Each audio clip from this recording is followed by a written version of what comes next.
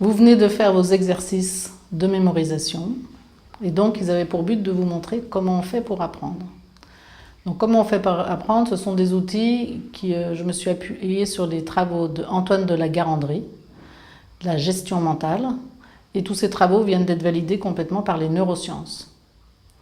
Donc ces travaux prouvent que que quand on apprend, qu'on soit enfant ou adulte, on fait la même chose, en fait il y a des étapes. Et donc il y a 4 étapes. Et donc c'est ces 4 étapes que je vais vous décrire rapidement. La toute première étape, c'est le projet. C'est-à-dire que quand on apprend, en fait, il faut qu'on ait une intention. C'est comme dans tout comportement dans la vie. En fait, on fait les choses à partir d'une intention. Et donc cette intention, ça va être, mais qu'est-ce que j'ai envie d'apprendre et à quoi ça va me servir à la fin? Il n'y a pas de piège, il n'y a pas de surprise. Et plus à l'école, on va expliquer aux enfants quel est l'objectif de ce qu'ils sont en train d'apprendre, plus ils vont y aller sereinement. Donc la première chose, c'est la mise en projet. Ça, c'est quelque chose de très important. C'est-à-dire qu'on me dit exactement l'attendu.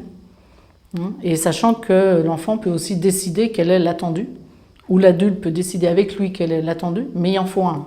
Il faut qu'on sache où on va. Donc ça s'appelle le projet. La deuxième chose, ça va être la perception. La perception, c'est chaque fois que j'apprends quelque chose, en fait, je n'ai pas 150 entrées dans mon corps, j'ai mes 5 sens. Mes 5 sens vont me servir à percevoir l'environnement qui est autour de moi et prendre des informations. Donc la perception se prend principalement par les yeux, les oreilles et l'ensemble du corps. Quand on parle de l'ensemble du corps, on va parler aussi bien du corps physique, donc tout ce qui est manipulation, expérimentation, tout ce qu'on va éprouver avec son corps. Et il y a aussi toute la partie qu'on appelle le corps émotionnel. Ça, c'est un gros morceau dont on ne parle pas assez souvent. Le corps émotionnel, c'est celui qui nous permet de mémoriser simplement parce que ça nous amuse. Simplement parce qu'on est enthousiasmé, simplement parce que c'est drôle à retenir, ou alors c'est vraiment intéressant, ça vient nourrir un aspect de quelque chose qu'on avait envie de découvrir. Donc le corps émotionnel, c'est toute la partie où on va mémoriser à partir de ce qui se passe à l'intérieur de nous, donc tout ce qui nous fait rire, tout ce qui nous amuse, tous nos centres d'intérêt personnels, qui sont quelquefois pas du tout les mêmes que celui qui a posé la demande de savoir, mais nous c'est pas grave, on va s'approprier le savoir. C'est aussi toutes les techniques mnémotechniques.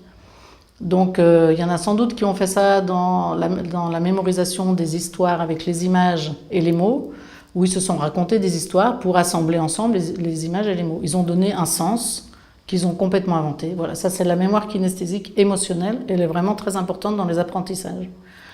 Donc tout l'art de l'enseignant qui va proposer un savoir, ça va être de le présenter sous toutes ces formes-là. Il va proposer du visuel, de l'auditif et du kinesthésique. Voilà. Pour ceux qui connaissent bien Maria Montessori, elle était forcément très kinesthésique puisqu'elle a fabriqué tout ce matériel qui est tellement intéressant et tellement visuel ensuite pour voir la réponse. Donc ça, c'est la perception de l'information. C'est la deuxième étape. Donc la première étape, on a vu que c'était le projet, et maintenant la perception. La troisième étape, ça va être l'évocation. L'évocation, c'est tout l'art de s'approprier le savoir. Et donc là, on fait exister dans sa tête les choses sous forme d'images, alors des images mentales, des images verbales, des images visuelles, des idéogrammes, tout ce qu'on veut. Mais on fait l'effort, on fait attention à faire ce geste d'attention, d'où le nom de gestion mentale, c'était le geste mental. C'est-à-dire qu'il y a tout ce que je perçois dans la journée, heureusement je ne le mémorise pas.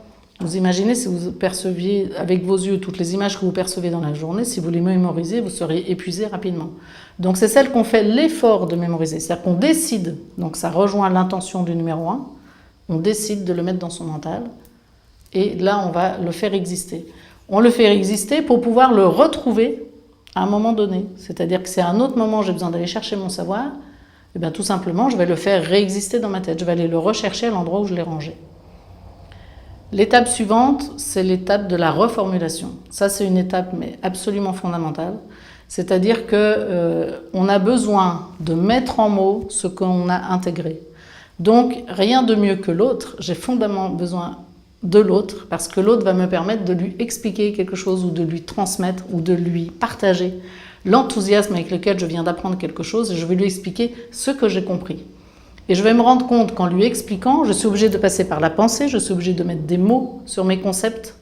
Du coup, je les comprends mieux et je finis par les intégrer.